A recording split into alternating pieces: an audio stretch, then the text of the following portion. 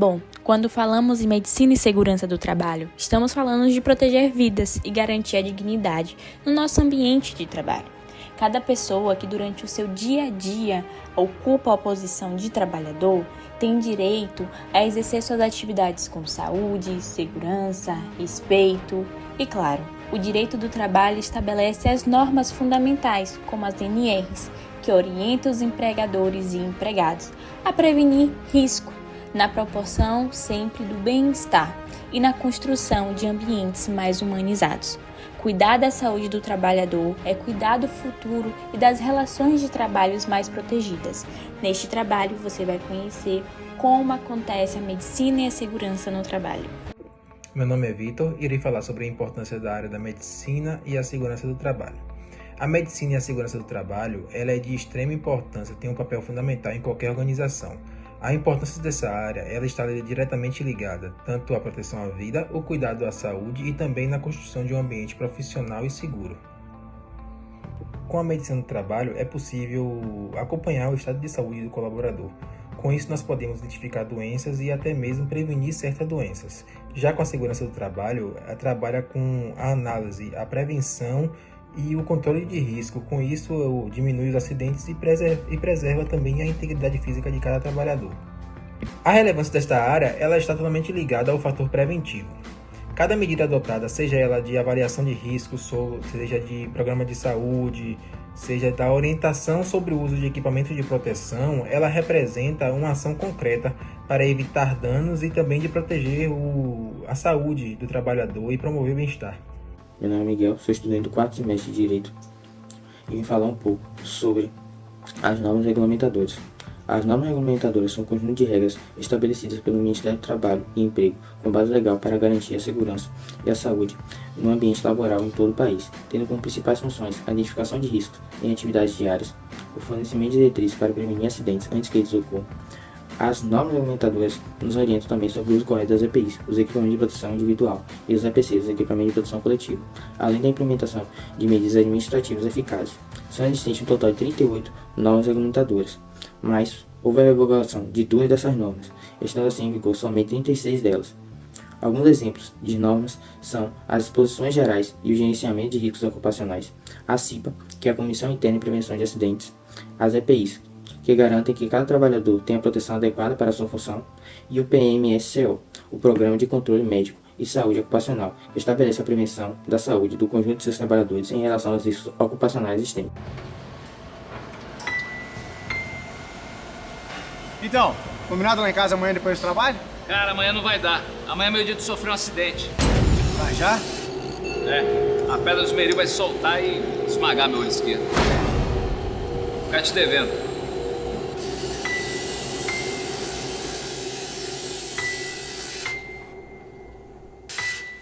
Programa Trabalho Seguro. A prevenção é o melhor caminho. Pessoal, me chamo Isabela Gonçalves, eu sou estudante da Uniman, do curso de Direito, cursando agora o 4º semestre, e hoje aqui representando a matéria de Direito do Trabalho e dando continuidade ao que alguns colegas meus já falaram anteriormente sobre o tema de Medicina e Segurança do Trabalho, vamos falar um pouco sobre a responsabilidade civil do empregador em caso de acidente. Bom, quando falamos de responsabilidade civil, a gente lembra que existe duas, a objetiva e a subjetiva. E quando a gente fala de responsabilidade civil do empregador em casos de acidente de trabalho, a gente vai estar falando, em via de regra, de uma responsabilidade civil subjetiva. No caso, ela vai se exigir a culpa por parte da empresa. E aí a gente tem aqueles 3 pilares muito importante: negligência, imprudência, imperícia. Vamos precisar do nexo causal, né? Então, o dano, se foi material, se foi moral, se foi estético, todos esses vão estar englobados dentro da responsabilidade civil do empregador no caso de acidente de trabalho. E a gente também tem algumas exceções. Lembra que logo no início eu falei para vocês que, em via de regra, é a responsabilidade civil subjetiva. Mas em caso da construção civil, a gente tem a responsabilidade civil objetiva. Se dispensa a necessidade da culpa, uma vez que já tem ali, né, a própria construção, o próprio trabalho, ele já é colocado como um risco. Então, a gente já tem logo de início essa diferenciação que a gente precisa ter em mente quando a gente fala de responsabilidade. Sabemos também que é dever da empresa garantir um ambiente seguro, o uso de EPIs da forma correta e, claro, né, a prevenção de riscos. Sabemos, como alguns colegas já falaram e alguns vão falar, de alguns riscos que o colaborador fica exposto e é dever da empresa, de acordo com as NRs, fazer a prevenção desses riscos. Tudo isso engloba a responsabilidade do empregador do acidente de trabalho, porque a gente, quando está na empresa, nossos cuidados e a responsabilidade sobre nós, enquanto trabalhadores, fica sobre a empresa, fica sobre o empregador. Então, tudo que vem acontecer conosco dentro do ambiente de trabalho é responsabilidade da empresa. Bom, e você já ouviu falar sobre CAT? O que seria a CAT? Como é que começa? O que é que isso significa? Bom, o CAT, ele significa a comunicação do acidente de trabalho. Basicamente, ele não é nada burocrático, como a gente pode pensar por se tratar de algo de protocolo, nada do tipo. Ele é basicamente uma prova inicial de que o acidente aconteceu e a empresa, né, como ela é responsável pelos seus trabalhadores, ela relata isso da forma mais detalhada possível, com datas, como ocorreu, se tinha algum objeto envolvido e transmite isso. Tanto o trabalhador ele tem acesso e tanto também a empresa fica resguardada de que fez essa transmissão.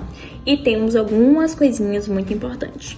Quando é um acidente de trabalho, que a pessoa ela teve algumas lesões, machucou e não foi a óbito, a empresa tem o direito de até um dia útil, né, para fazer o protocolo desse CAT. Mas, se for em questão de morte na hora, dentro do acidente de trabalho, ele tem que ser de imediato, não se tem um dia. Ocorreu o óbito mediante o acidente de trabalho, ele tem que ser feito de imediato.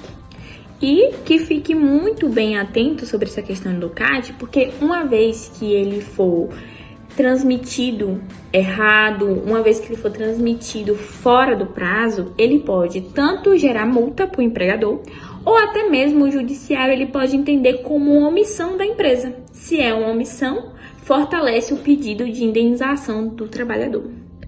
E agora a gente vai falar, antes do nosso fechamento sobre essa questão de responsabilidade civil, de uma coisa que algumas pessoas não sabem. A gente, quando fala em acidente no trabalho, a gente pensa que ele é exclusivamente dentro do seu trabalho. E não. Ele pode ser caracterizado como acidente do trabalho no seu percurso, da sua casa até o seu trabalho, uma vez que isso seja corriqueiro. Você sempre faça isso todos os dias. Se você faz tudo isso todos os dias, esse mesmo caminho, essa mesma rota para chegar ao trabalho, esse seu percurso da sua casa ao trabalho e do trabalho para a sua casa também é caracterizado como responsabilidade da empresa. Então, caso na saída do seu trabalho ou na ida para o seu trabalho você tem um acidente, ele vai se enquadrar como um acidente do trabalho. E para a gente finalizar agora sobre isso e esse entendimento nosso, a gente vai pensar nas consequências. Em caso de acidente de trabalho, a empresa foi totalmente negligente, não lhe prestou os serviços, não fez o lançamento do CAT, o que eu posso fazer? Basicamente, você tem a indenização trabalhista, você tem a indenização por danos morais, danos materiais, você tem também a estabilidade provisória, né, do acidentado, e a gente tem também a comunicação do CAT que ela deve ser feita.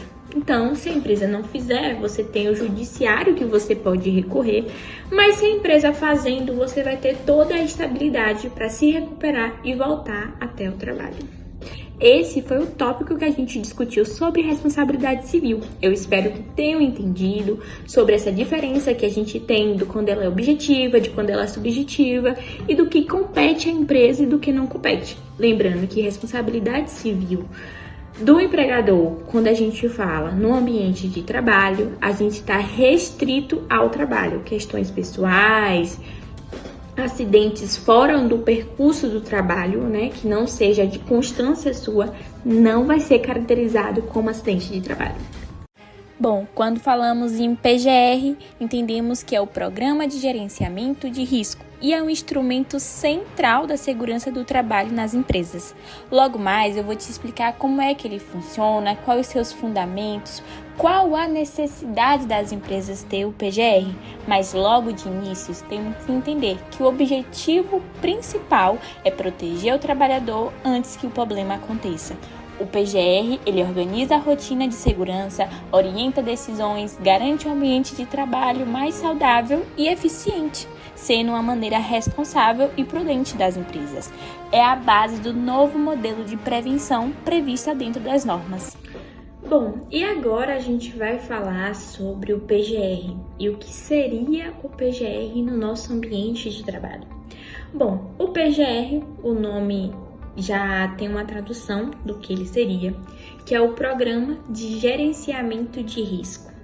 E por que ele é necessário? O que é esse PGR? Como ele funciona? Bom, basicamente o PGR ele é um sistema macro que estabelece ali, né, os requisitos do gerenciamento de riscos ocupacionais e ele deve ser implementado por estabelecimento. Por cada empresa, ela deve possuir o seu PGR, ela deve ter a sua documentação do seu gerenciamento de risco. Quando o colaborador ele trabalha na empresa, ele fica exposto a diversos riscos, seja ele físico, químico, biológico. E agora, com a nova atualização da NR1, que é os riscos psicossociais, as questões mentais também têm que ser integradas no PGR de acordo com a empresa. Bom, quando a gente fala de PGR, Programa de Gerenciamento de Risco, basicamente ele é um instrumento prático, né? Então ele é um documento que ele vai estar ali pontuando quais os riscos a empresa apresenta para seus colaboradores.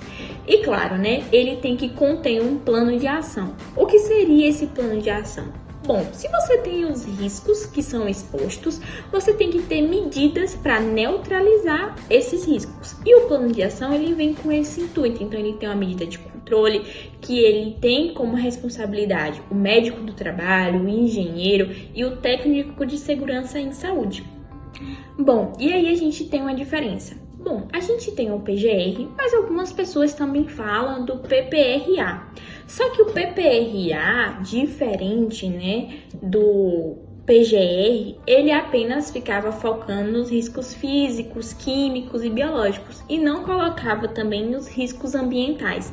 Então, hoje, o PPRA, ele é extinto e a gente só tem hoje vigente, né, dentro das nossas normas, a inclusão do PGR.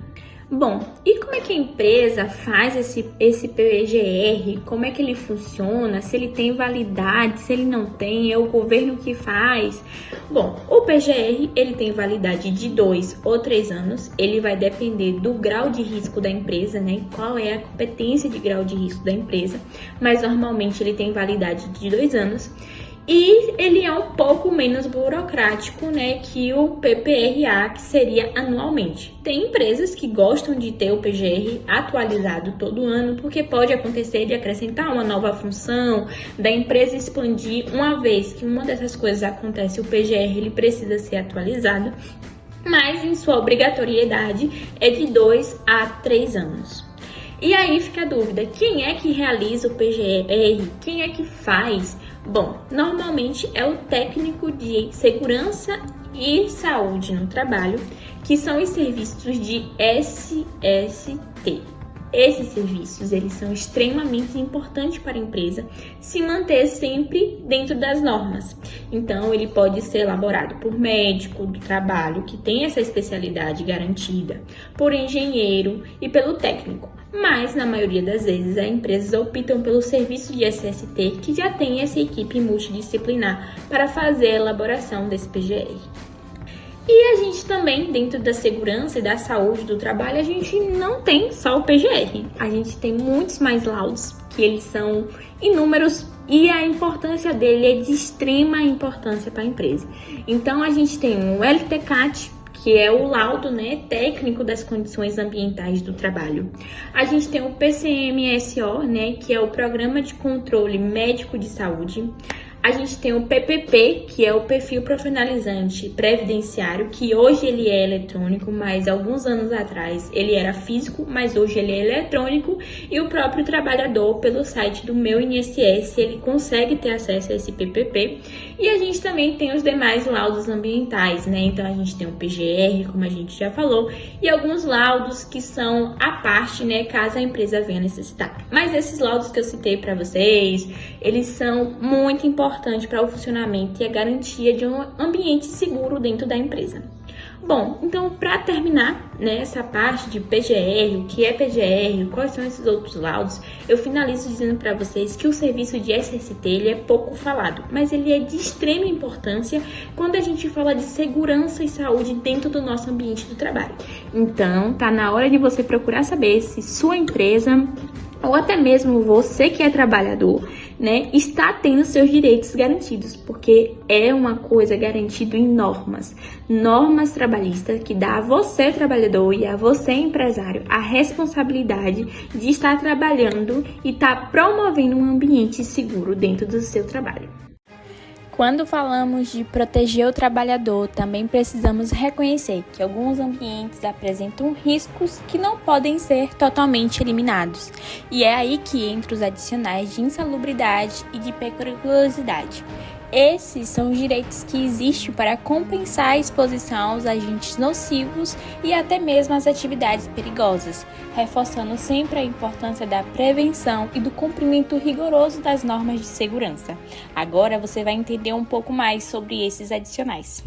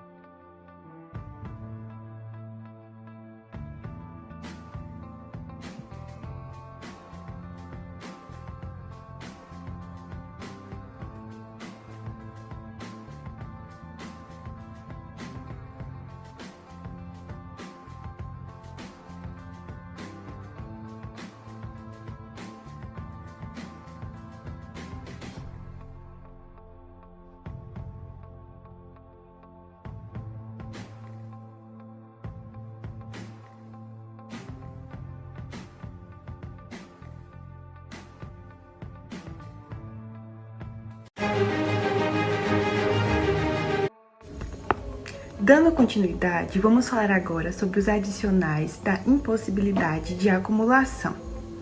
A CLT, no artigo 193, parágrafo 2, estabelece que o empregado não pode acumular, olha bem, não pode acumular adicionais de insalubridade e periculosidade. Ele deve escolher o mais vantajoso. O TST, no julgamento do IRR, confirma, em regra, que não há possibilidade de receber os dois adicionais ao mesmo tempo. Um exemplo, para ficar mais claro, é se um trabalhador ele tiver exposto a agentes químicos em um local insalubre, a materiais que forem inflamáveis, ele não pode somar os dois adicionais, ele deve optar apenas por um deles. E por fim, o tema 1046, ele vai estar ali reforçando que as normas coletivas não podem limitar direitos previstos na Constituição. Ele vai estar ali impactando como esses adicionais podem ser negociados sem a acumulação. Bom, e agora caminhamos para a nossa conclusão. Conclusão de um trabalho que falou sobre medicina e segurança no trabalho. De extrema importância todos esses pontos que listamos ao decorrer do vídeo. Agora seguimos para o nosso encerramento da melhor forma. Eu sou Abelardo Silva, sou do quarto semestre de Direito da Uniman. Para encerrar nossa apresentação, eu quero reforçar os principais pontos da nossa conclusão. Hoje, a responsabilidade civil no ambiente de trabalho vem passando por uma transição importante. Saímos de uma responsabilidade subjetiva para uma responsabilidade objetiva em atividade de risco. Isso fortalece a proteção do trabalhador e exige das empresas um cuidado ainda maior. Quando falamos em próximos passos, fica evidente que investir em prevenção não é apenas uma obrigação legal, é uma medida estratégica. Prevenir riscos reduz acidentes, diminui custos com adicionais e evita responsabilidades civis. Com isso, concluímos que a melhor solução para as empresas e para os trabalhadores é sempre a gestão preventiva, responsável e contínua. Obrigado pela atenção.